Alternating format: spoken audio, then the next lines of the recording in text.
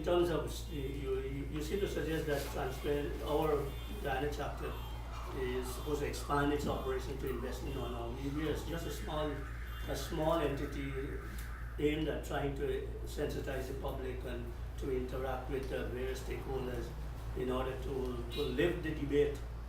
Well, there must be some level of investigation. Anybody could come in and say anything, and it could end up in a report. It may not necessarily be true. Well, I get your point.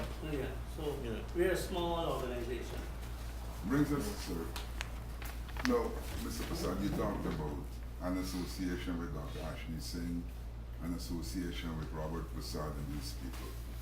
With this report, what's the likelihood of there being further discussion, consultation, examination, discussion on this report with those people in the government who seem to be relating to you? In short, you're going to meet Ashley, you're going to meet Robert, you're going to sit down and say, hey, this is what the report says, what can you guys do to help me here?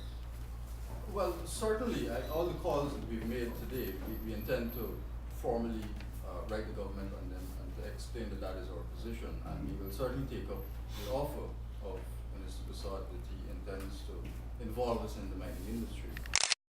Take up that offer. What role can TI, can Transparency Institute here play in the extractive industries? What do you envisage your role as? Stop smuggling gold. Sorry?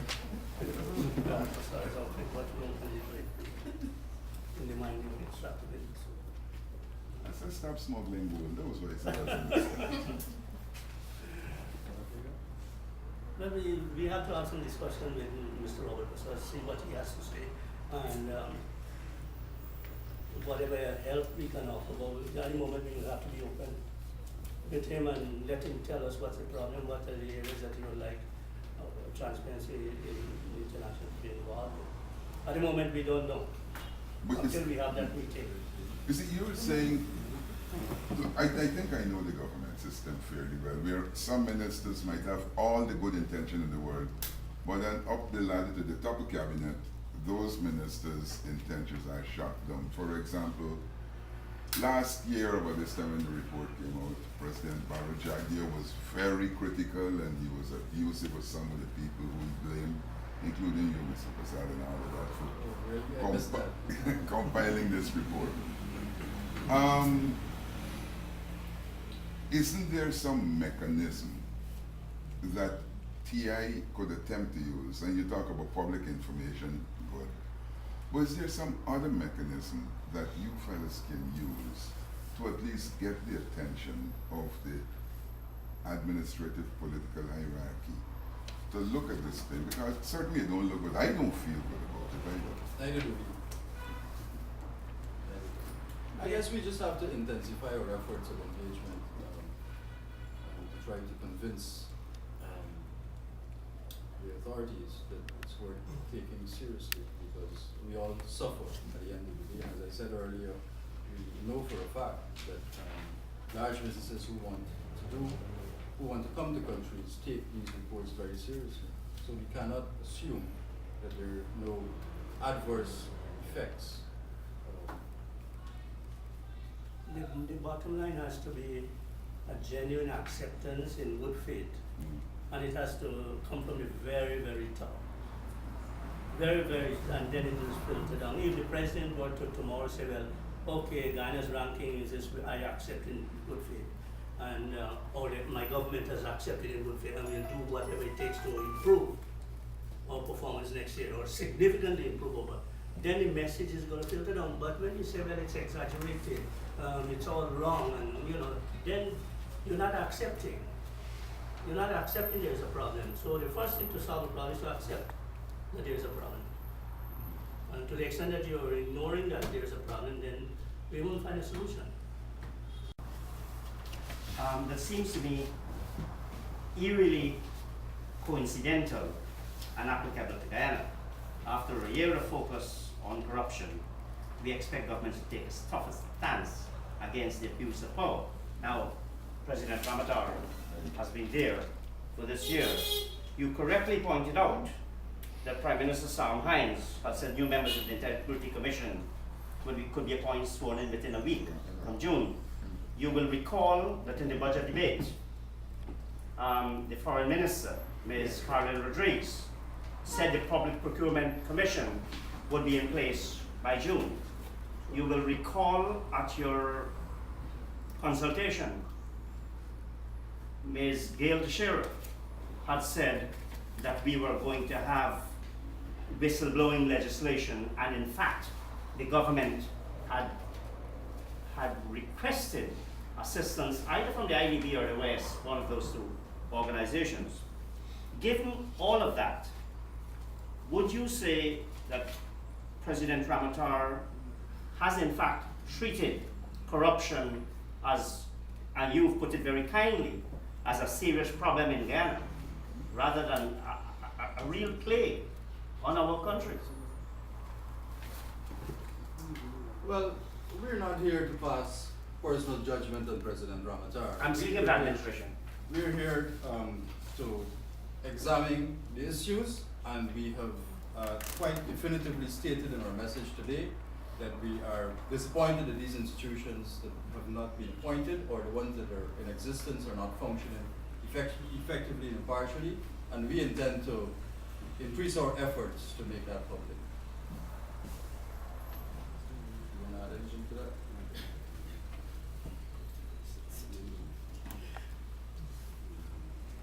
The Auditor General's report and ready to take into account. I think that we need to ensure we don't underestimate the fact. If it's a perceptions index, surely when you, the press, have been reporting, especially cultural news, and you've been diligently doing over the years, and you give the nation a picture of what is happening, certainly that influences the perception.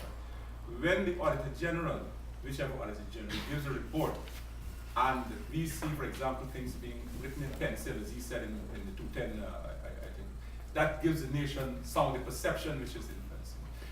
When Dr. Bolsaran writes and he says, even that, given the qualifications of the Auditor General, is probably less than what it is, that certainly, it must influence the perception. And when we say here that we're calling on so many institutions, civil society to help us, it is, you cannot underestimate what is happening here, because you are going to go out and you are going to spread that message. And we are saying that education is is our first stop.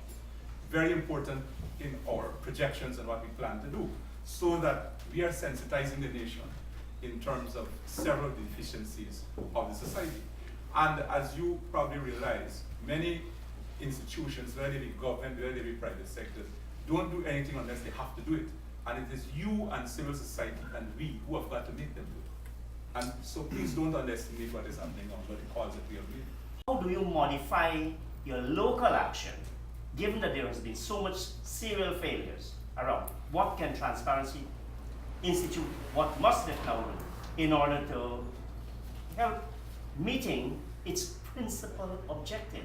It's not education, it's to stamp out corruption. Well, we have to do that through education. Through education, And the we have to do major that objective. we have to do that by getting citizens primarily involved in the process. If not, we'll be talking to the same group of persons over and over again, and beating the same drum over and over again. And that is why we've taken a decision that we need to involve citizens at the grassroots level to come on board. Yeah, those of us who listen to Derek Murray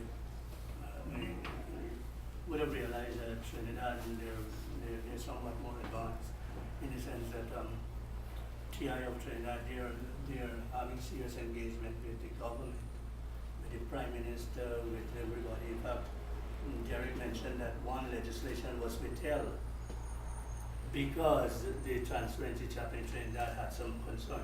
We would like to go that way. We would like, we have, Transparency Trinidad is 15 years old. We are just 2 years.